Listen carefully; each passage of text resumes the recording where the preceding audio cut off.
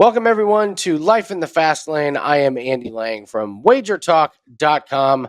Got a good show for everyone this week. We're going to go over the Atlanta race. And, of course, we have to go over Ross Chastain. And then we'll go over the Austrian Grand Prix. Only got one race this weekend. It is New Hampshire. A little bit of a boring race, but very bettable. In NASCAR, we find that a lot of these tracks that maybe aren't the most exciting races to watch end up being the most profitable because they can be predictable.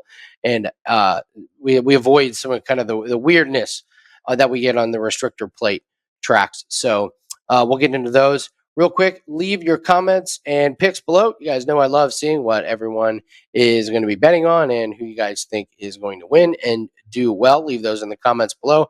Don't forget to subscribe. And as always, all my picks can be found on WagerTalk.com. 1-2 last week, rare losing week. We actually went 0-2 in the Formula One race when the Red Bulls fell apart. We'll get to that a bit. And then we rebound with a really nice prop on the NASCAR race. Still going really, really good. We're above the 62% for this year. And every week I say if we can end up over 60% this year, I would be so happy. Let's do a quick Atlanta recap. I don't want to spend too much time on it because it's restrictor plate racing. Really doesn't help us moving forward. Chase Elliott, the big winner, wins stage 1, wins stage 2, wins the race. It was pretty obvious Chase Elliott, Ryan Blaney, and Ross Chastain had the best cars. You could throw Denny Hamlin in there as well. But I got to be honest, without Ross Chastain, that race is pretty boring. Not a lot happened. The only time we had lean changes was on pit stops, and that was actually the prop that we hit was over 10 and a half different leaders. And at these restrictor plate races, you can get guys going on different pit strategies. You got guys taking 0 tires, guys taking 2 tires, and then all it takes is a few more leaders up by the front after the field kind of does a flip-flop, and that prop cashed really easy. But man, once those really good cars got out front, there's just it's hard to pass even on the restrictor plate races in these new cars. So the over leaders prop hit, the over cautions prop hit, thanks in large part to Ross Chastain.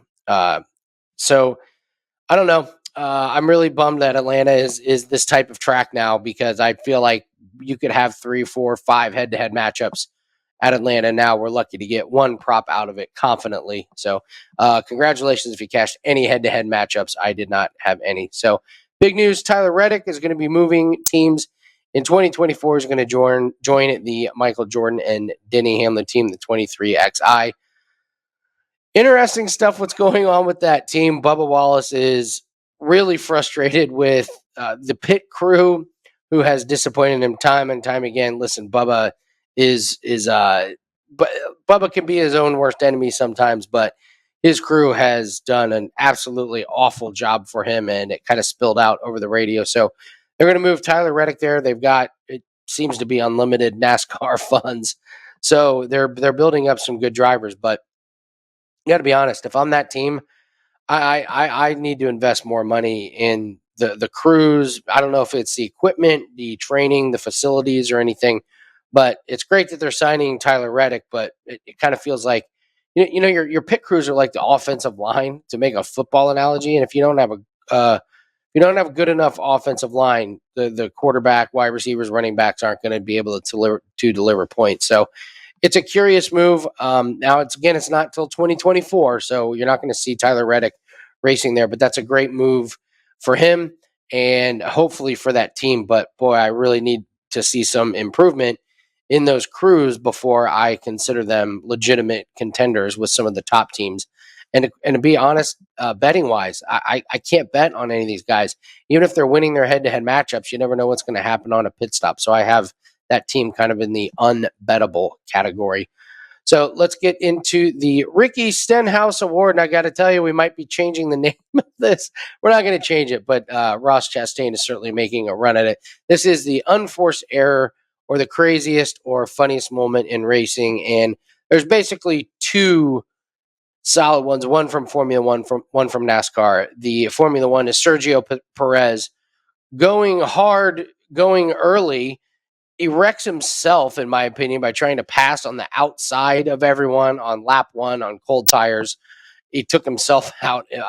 George Russell got the penalty, but I thought that was Perez's fault. It was just a stupid move, especially since he had a good car.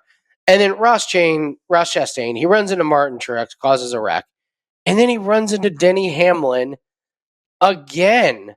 Austin Dillon calls him out. Eric Almirola calls him an effing idiot and says he better not see him at Food Lion. So he's like, I better not see Ross Chastain at the grocery store. Says this over the radio in the middle of a NASCAR race. So there is only one winner, and that is Ross Chastain, who continues to run into people, cause wrecks. Now he's getting threatened if he sees another driver at a grocery store. We almost need to change this to the Ross Chastain Award, but Ricky Stenhouse, I'm a sucker for tradition, so we're going to leave it the Ricky Stenhouse Award. But Ross Chastain is piling up wins in this category, and the announcers are calling him out on it now. You have drivers mad at him. You got announcers that are mad at him, and he makes an appearance on the best bet here that we'll be giving out at the end of the show. So congratulations, Ross Chastain, and it's too bad he had the best car. I thought he had the best car when it wasn't covered with duct tape from all the wrecks that he caused. So let's just quickly go over the race this week. It's at New Hampshire. It's a 1 mile oval, and you guys know this track. It's not exciting. It just really isn't. These cars, especially in these new cars, it's going to be really hard to pass. It's going to be follow the leader. I think the most exciting part of this race is going to be the pit stops and guys trying to move up track position. If you can't get past anybody and you're outside the top 10 or outside the top 15, you're going to have to try 2 tires, no tires, or make long run for fuel. You're going to have to do something because traditionally this track, they just spread out. One guy gets out and leads a bunch of laps. So the top 5 average finishers at the last 3 New Hampshire races are number 1, Kevin Harvick, whose average finish is 4th. 2, Brad Keselowski, 4.7. 3, Denny Hamlin. 4, Joey Logano. And 5, Eric Almirola, making a surprise. I don't really know how many tracks you can compare to this one. It's a little bit of a one-off, but I did go back and look at Dover. I think that's a pretty decent little comparison. So your top 5 finishers at Dover, Chase Elliott, followed by the aforementioned Ricky Stenhouse, finishing 2nd, Ross Chastain, Christopher Bell, and Alex Bowman. So what will I be looking for? I expect the Gibbs cars to be pretty strong here. Chase Elliott won at Dover. He seems to be in a really, really good stretch. Ryan Blaney seems to be getting their act together. And I'll get to the best bet because I expect some fireworks on this track. Let's take a little trip to the SlipStream and talk the Austrian Grand Prix. Let's recap this race. Max Verstappen gets the big start off the line to start the race. We talked about Perez. I had a bet on Sergio Perez to finish inside the top 3, and what he started to do on that first lap, I was like, what are you doing? Sure enough, he touches George Russell. Perez wrecks, and Russell gets the penalty, even though I thought Perez was the one driving like a complete maniac. There was no way Russell was going to be able to make that turn. Perez just put Russell in a terrible situation. So that was a bummer. We lost that bet real quick. And then cooler temperatures did not fit well with the Red Bull. You could tell right after about 5 or 6 laps that the Ferrari were just better. Leclerc and Sainz blow past Verstappen. Red Bull, they try to do some pit stop magic, get some new tires on there. It does not work. And then Sainz, so brutal, blows the engine. So brutal for him because this has happened to him. He went 2 races in a row where I don't think he got into the second turn. And he was having a great race. He was looking to follow up his win from last race with a runner-up, and instead he gets a do not finish. Leclerc ends up winning, and then somehow Mercedes, hey, listen, they finish races, and that's 90% of the battle. Mercedes finishes 3-4 when they just did not have the pace. We had the really crazy situation with the throttle on Leclerc's car. Verstappen was making some headway at the end, but in the end, it was too little, too late. I don't know what's happened with the Haas cars, but all of a sudden they have top 10 speed, and they didn't even do any upgrades. Maybe this is the point in the season where they figured it out, and we just have to start betting on Haas because a couple of these cars keep dropping out of the top 10. All of a sudden, you're sitting there with Mick Schumacher and Kevin Magnussen getting points. So Haas now has to be looked at as a team to support rather than fade, which they were the first part of the season. Schumacher finished 6th, Magnussen 7th. Alonso what a great move by Fernando Alonso right there at the very end. He gets by Bottas to snag a top 10. Bottas is now not the give me surefire top 10 finisher that he was. So great work by Alonso to fight back and get into the top 10. Daniel Ricciardo finishes ninth, a little bit better finish, but still disappointing. And a team I'm going to be looking to fade, the Aston Martins, they are looking like trash the last few races.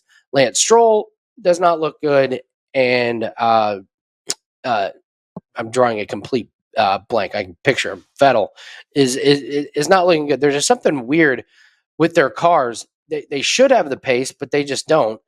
And they had the time where Vettel started in the back. He tried to do the pit strategy. It didn't work at all. And they just have been really, really clunky. So if I get some good matchups on team versus team, I think the Aston Martins are a really good one to fade right now, especially if we get them against Haas. Because right now, I'm taking Haas all day in the Aston Martins, and hopefully the books have not caught up with that. So we'll be looking forward to the French Grand Prix, which we'll go over next week.